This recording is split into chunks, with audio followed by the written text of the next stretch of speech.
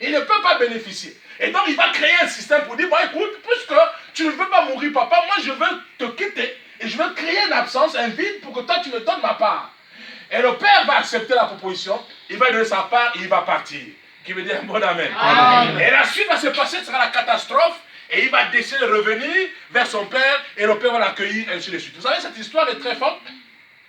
Ça révèle la vie des enfants de Dieu. Nous nous rendons compte que dans l'église, il y a beaucoup de gens qui viennent à l'église et ils attendent la bénédiction. Ils attendent. Quand ça n'arrive pas, le jour où la bénédiction arrive, quand ils sont bénis, quand ils reçoivent quelque chose, et dès qu'ils ont reçu, ils quittent l'église. Ils fuient l'église. Ils vont ailleurs. Et les gens, quand tu les vois dans l'église, ils sont là parce qu'ils sont en difficulté. Parce qu'ils n'ont rien. Mais quand ça va commencer à marcher dans leur vie, les gens ne vont plus à l'église. Ils vont commencer à manquer de respect aux hommes de Dieu. Ils vont commencer à insulter parce que maintenant, ils commencent à vivre un peu. Ils commencent à recevoir. Parce que simplement, avant, ils n'avaient rien. Mais maintenant, ils ont quelque chose. Ils commencent à fuir.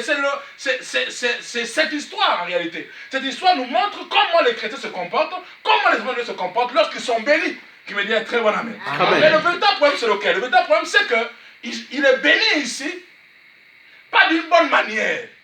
Qui me dit un bon amen. Amen. La bénédiction de cet enfant, il récupère la bénédiction pas d'une bonne manière. Et c'est la manière dont nous, les chrétiens, nous comportons vis-à-vis de Dieu. On récupère la bénédiction d'une mauvaise manière. Je vais t'expliquer ce soir comment tu peux recevoir la part de la bénédiction dans ce message que j'appelle le mystère de l'épaule et de la cuisse. Qui me dit un très bon amen. Amen. Et tel que nous sommes ici, nous sommes tous enfants de Dieu. Qui me dit un bon amen. Amen. Alléluia. Amen. Tel que nous sommes tous enfants de Dieu. Et en tant qu'enfants de Dieu, selon Jean chapitre 1, le verset 12, nous donne ce statut-là. Et c'est Jésus qui donne ce statut. Il dit, par son nom, nous sommes devenus enfants de Dieu, fils de Dieu. Or, si nous sommes enfants de Dieu, nous sommes cohéritiers avec Christ. Donc, l'héritage que nous partageons, ce n'est pas l'héritage de Christ, c'est l'héritage de Dieu. Nous sommes co-héritiers. Parce que Christ est héritier, nous sommes co-héritiers avec Christ. Donc, ça dit, nous partageons l'héritage avec Christ. Qui me dit un très bon amen. Or, le véritable problème se pose, c'est que notre Père Dieu ne mourra jamais. Amen. Alléluia. Amen. Et donc, si nous sommes fils de Dieu, et que nous sommes héritiers, nous allons attendre longtemps la bénédiction de Dieu. Ça ne viendra pas. Pourquoi? Parce que la dimension des fils, on ne peut pas hériter. S'il faut hériter, il faut que notre Père meure. Si on prend la bénédiction du vivant de notre Père, on va se retrouver dans la condition de son enfant prodigue. Qui veut dire un bon amen. Amen. Mais notre Père ne va jamais mourir. Parce qu'il n'a pas de commencement, il n'a pas de fin. Amen. Qui veut dire un bon amen. Amen. Alléluia. Amen. Et donc si nous restons dans cette étape de fils de Dieu, nous allons souffrir, nous allons pleurer, nous allons commander, nous allons être les derniers. Voilà pourquoi il y a une autre dimension qu'il faut atteindre. Et cette dimension que je vais t'amener, c'est ce qu'on appelle le mystère de l'épaule et de la cuisse. Vous savez, la vie chrétienne, on commence enfant, on devient fils et ensuite on grandit. Qui me dit un bon amen. Amen. Et quand on reste seulement fils, selon Jean chapitre 1, verset 12, on aura du mal à avoir une bénédiction. Voilà pour vous rendre compte que c'est comme une maladie dans toutes les églises du monde. Lorsqu'un chrétien est béni, il n'a plus le temps de Dieu. Lorsqu'un chrétien est sérieusement béni, il n'a plus le temps de Dieu, il devient occupé. Chez nous en Afrique, lorsqu'un chrétien devient ministre, ça tu écoutes, maintenant il te dit non, je ne peux plus venir à l'église parce que j'ai des réunions, je ne peux plus venir à l'église, je ne peux pas ceci. Ah, ces mêmes ministres-là, ils sont présents dans leur loge tous les jours. Mais comme c'est à l'église, ils trouvent des solutions, ils trouvent des raisons. Pourquoi? Parce que la bénédiction de l'église, il a reçu en tant que fils. Il y a des bénédictions qu'on ne reçoit pas dans la dimension des fils. Qui me dit un bon amen. Amen. Il faut que tu changes de dimension pour que ta bénédiction demeure et que ta foi demeure. Si tu es béni dans la dimension des fils, ça ne te servira à rien. Qui me dit un très bon amen. Amen. Alléluia. Amen. Voilà pourquoi on va maintenant lire un deuxième texte dans Apocalypse chapitre 19, le verset 16. Lis-moi ça rapidement, frère. Apocalypse 19, le verset 16. Et je vais rentrer dans mon message. Apocalypse 19, verset 16. La Bible déclare, il avait sur son vêtement... Il avait sur son vêtement, ça dit en français facile, qu'il avait porté des habits. Et sur sa cuisse... Et sur sa cuisse... un nom écrit. Un nom écrit. Roi des rois. Roi des rois. Et Seigneur des seigneurs. Et Seigneur des seigneurs. Merci beaucoup. La Bible dit qu'il avait porté les habits, il n'était pas nu. C'est une précision importante. Donc on parle de Jésus ici. Le texte, on a traité d'écrire Jésus. C'est Jean qui parle. Il dit qu'il avait les habits, et sur sa cuisse, c'est écrit Roi des rois, Seigneur des seigneurs. Je vous pose la question tout doucement. Dites-moi, comment Jean a pu pour lire ce qui était écrit sur la cuisse de Jésus? Comment il a fait pour lire? Puisque Jésus était vêtu, il avait sa robe, qui veut dire un bon amen. Amen. Il y a deux hypothèses. Premièrement, la première hypothèse, soit Jésus avait porté des habits transparents, ce qui n'est pas très sûr. Parce que Jésus est un homme pudique. Qui me dit un bon amen. Amen. Alléluia. Amen. La deuxième hypothèse, c'est qu'il avait porté sexy aussi. Alors aussi, c'est pas aussi très sûr. Jésus n'a pas porté une robe sexy au point où ses cuisses sont dehors. Qui me dit un bon amen. Amen. Parce qu'il est Dieu. Et vous êtes d'accord avec moi? Que Jésus ne peut pas avoir les habits transparents au point où on peut le lire sur sa cuisse. Il ne peut pas aussi porter une robe sexy. Mais on dit qu'il avait sur sa robe, ses vêtements, il était habillé. Mais sur sa cuisse, on a écrit roi de rois, seigneur de seigneurs. Là où je suis debout, là, qui peut savoir s'il y a un tatouage sur ma cuisse? Personne. Qui me dit un bon ami.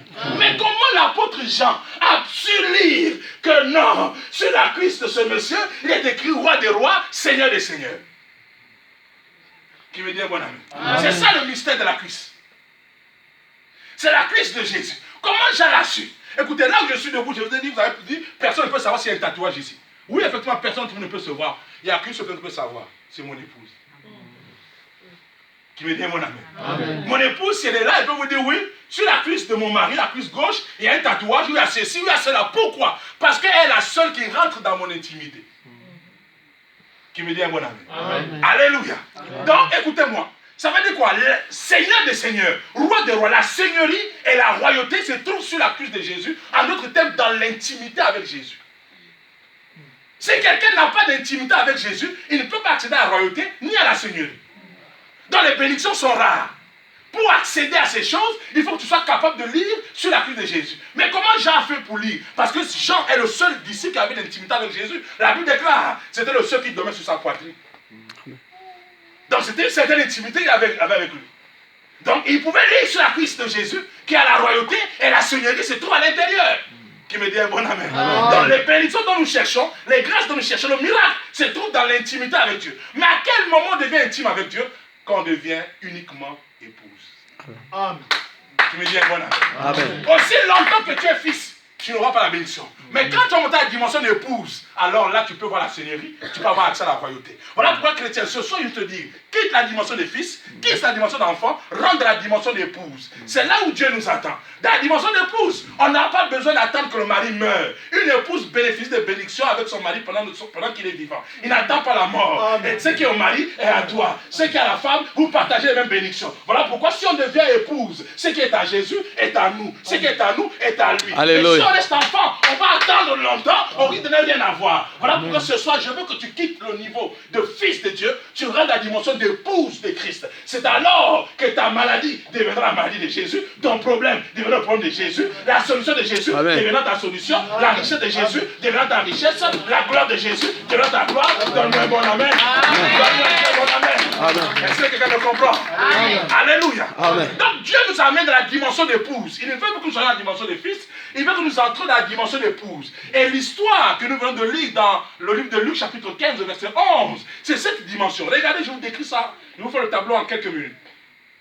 La Bible déclare que le fils prodigue en revenant, donc je prends cette partie, à son retour, lorsqu'il revenait, la Bible déclare que le père était assis dehors. Il attendait. Dès qu'il a aperçu, le père s'est levé, a couru. Il a sauté à son cou. Quand il a sauté à son cou, la Bible déclare qu'il a fait prendre quoi? Un baiser. Le mot hébreu, et il pouvait faire des recherches, traduit par baiser, ici il le baisa, il est traduit, il a fait le bouche à bouche. Qui me dit bon ami. Oh Dieu merci, que c'est une parabole. C'est pas une histoire vraie. C'est une parabole que Jésus prend pour transmettre un message. Ok? Donc le monsieur a fait la bouche, a fait le bouche à bouche avec son fils. Je précise encore, c'est une parabole. Donc regardez, ça veut dire quoi? Que dès l'instant où le fils revenait, il n'était plus fils pour le papa. Il était dans une autre dimension. Qui me dit mon amen. Deuxièmement, quand ce qu'il a fait, le fait, vous avez dit quoi? Apporter la plus belle robe. Dans notre contexte actuel, un homme peut apporter une robe. Ça veut dire que le père avait déjà une idée. Et la robe était où? Il avait préparé la robe depuis. Le père savait que le fils allait revenir. Donc la robe était préparée. Qui me dit un très bon ami. Amen. Alléluia. Amen. Amen, amen. Amen. Oh, qui peut faire la robe? Qui peut faire la robe pour qui? Pour une cérémonie. La troisième chose, David déclare, il a mis l'anneau. Symbole de l'alliance. Regardez, quand vous regardez les étapes depuis le baiser, la robe jusqu'à l'anneau, vous avez l'impression que c'est un homme qui est en train de trouver sa femme. Qui me dit un très bon ami. Amen. Pourquoi? Parce que le fils avait changé de statut. Et dès que le fils a changé de statut, la Bible déclare que le père l'a vu autrement. Quand vous regardez la réaction du père, vous analysez, vous voyez que le père ne le voit plus comme un fils. Il le voit maintenant comme une épouse. Qui me dit un très bon amen. Amen. Et la Bible